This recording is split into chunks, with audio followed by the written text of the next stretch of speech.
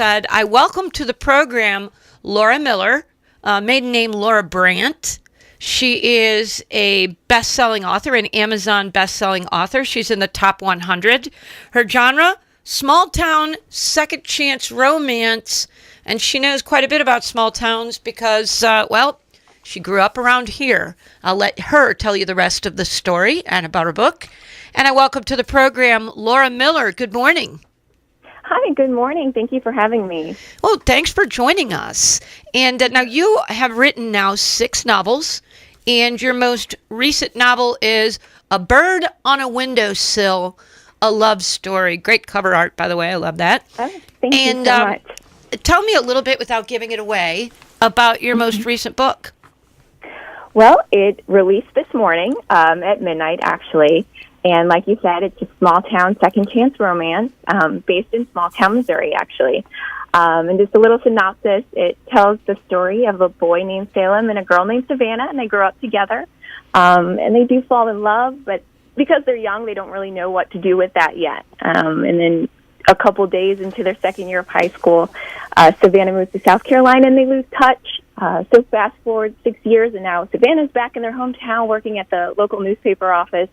And at this point, Savannah's the same, but Salem has a couple secrets that he's hiding away. So they spend some time getting to know each other all over again and revisiting their past. And like you said, I don't really want to give away the ending, but eventually they do have to make a decision on whether they ultimately want to love or to let go. So that's just a quick synopsis there. So some great summer read. It's a great summer read, especially because it's a small-town Midwest characters and setting. And now your story is kind of interesting because your maiden name, Laura Brandt, you're from around here. What are your ties with this local community? Well, I grew up in Berger, actually. My family was in the flood of 93, so we moved to a big hill after that outside of New Haven. And I think the area it's a great place to live. It's a great place to raise a family, and I had a wonderful childhood there. So, and everyone knows everyone, as you know. You can't hide your business in a small town. So you don't really realize how important that is until you leave. You really do have a built-in family for life. So I really enjoy putting my characters into places very, very similar to that. And you'll see in my books, especially this one, fictional town names that might look eerily similar to places like New Haven, Berger, Herman, Washington, and sometimes you'll even see the names of those towns kind of sprinkled in there just every once in a while. So, yeah, I love the area, and I love writing about it. I really hope this book especially brings you back home and brings you back to a simpler time with the characters and also the setting. And now you went to New Haven High School. I did. Played basketball, volleyball, ran track, which every good female athlete does at New Haven High School. And then you went off to Mizzou, started out in newspapers. Now, it takes a lot of guts, I think, a lot of inspiration and a lot of guts to go the extra mile. Everybody says they've got a book in them. Some people actually do it. And you have 6 times, actually. This is your 6th. How is it that you came from being a journalism student at Mizzou to writing books under your own imprint? Well, I mean, I always love writing. I mean, my mom instilled a love for reading in me, so that transitioned into writing somewhere along the line. And like you said, everyone really does kind of, I met along the way, have a story on their mind and in their heart. So I had one of those stories, and one day I had a little bit of time, and I think that's what it takes is time. You know, a lot of people just don't have time to write it down, but I had a little bit of time to write it down, and I wrote it down, and it took me, that was in 2008, it took me 4 years to actually have the know-how or even just the guts to put it out there to the world, and I was terrified at first, but in June 2012, I published my first book, Butterfly Weeds, and sold, just a couple copies, probably to family and friends, and then in a couple months later, all of a sudden a blog picked it up, and then another blog picked it up and wrote about it and reviewed it, and all of a sudden I had 10,000 copies in a week. So it was from there I was like, well, maybe I'll give this a shot. Maybe I'll try this because it was kind of a back dream.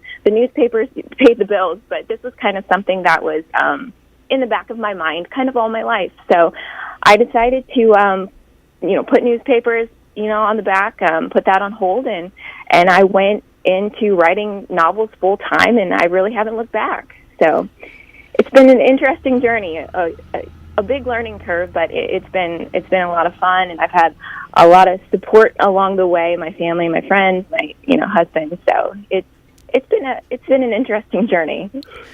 And it's an interesting era in terms of television, writing, news, everything, because of the internet. You no longer have to go through just a few big publishing houses or a few big networks, or look for a specific kind of review. There's so much now that folks could do online, and like you say, if you can get some bloggers to say this is a good book, then you get some book clubs picking it up, and you can, in a way, I think it might be at this point more open field for people to be able to do that than maybe it was 10 or 20 years ago. Absolutely, it is. I mean, in 20 years ago, no one knew what an ebook was. And that's exploded, and I think that has been a major contributor to, people being able to get their stories out there, get their stories heard. So, definitely ebook and definitely social media, where you're able to market yourself today on your own. And social media, it's a lot of work, but you're able to do it still. So, and that's what, authors didn't have 20 years ago. So, definitely the ebook and definitely social media allows you to take, that story that's in your heart and take it and put it on paper and get it out there so the world can read it. And you have had a number of book signings, and you have book signings coming up, taking you all over the place. That's got to be exciting. It is exciting. I mean, it really is kind of a dream come true. I'll be in Des Moines actually this Saturday. So if anyone wants to drive up there, there are still tickets available for that, and I'd love to see you. I'll be in Tulsa and Dallas in July, and then Phoenix in October, and Little Rock later on in the year, and then Dallas next year again. So yeah, it's taken me, a couple places, and I get to meet readers there and just hear their stories, and that's a lot of fun for me too. So yeah, I'm excited about those. Well, I grew up on the mean streets of Crestwood, as I tell people here, what a urban jungle that was. And so, I married my husband is from Atlanta, Missouri. So I married a man from that was originally from a town of 400. And I have always been fascinated by small towns. I love living out here now. And I would think, there's a lot of people that live in cities that are fascinated by just the beauty of it. And then, of course, I would think when you get out there and you go on these book signings, do you run into a lot of people that are from small towns that are like, that's one of the things they love?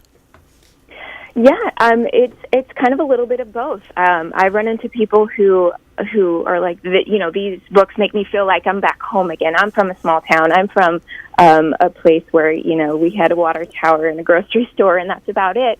So yeah, they relate to my books through that, and just saying, yeah, it brings me home, and I feel like I'm living in a simpler time again, and then, but you also have, like you said, the people who are from a bigger area or a city, and they're like, well, this is a whole new world for me. Like, I didn't know that people live this way. I didn't know it was this slow at times. So you kind of get a little bit of both worlds. So people who are intrigued by small town life, and people who are like, yeah, this is where I grew up. This is home for me.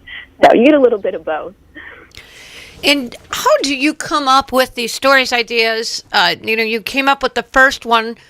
And let's start with that first book that you wrote, which was, what was the first one? Butterfly Weeds. It was Butterfly Weeds, yep.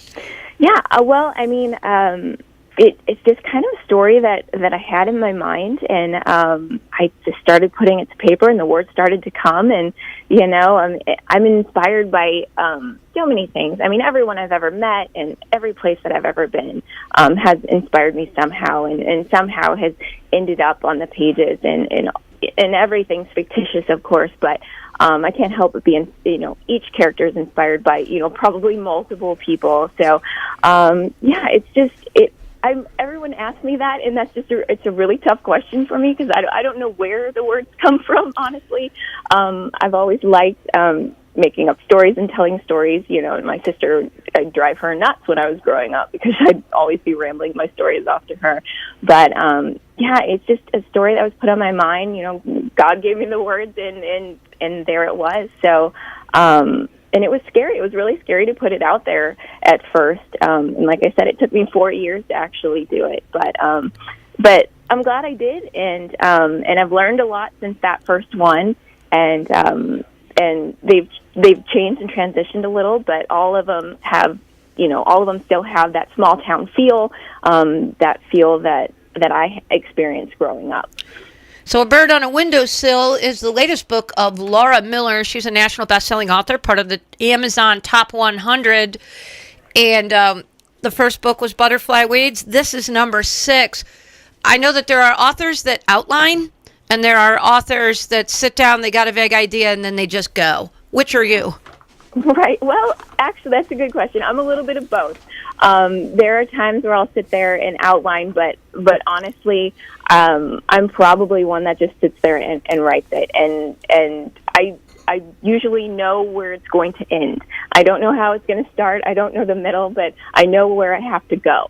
So I just write until I get to that point.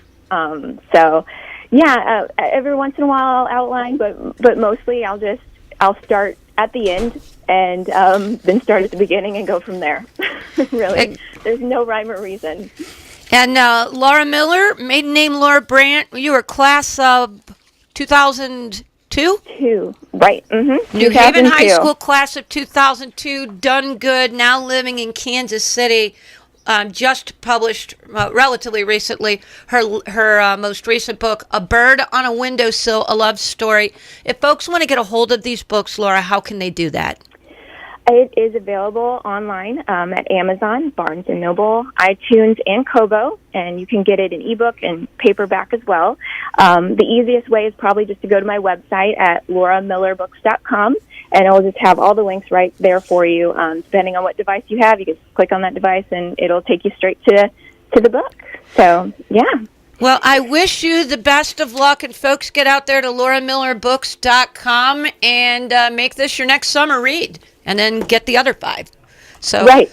Right? A Bird on a Windowsill, a love story. I want to thank you so much for spending your time with us this morning, and congratulations on taking a chance and having it work out. You're an inspiration.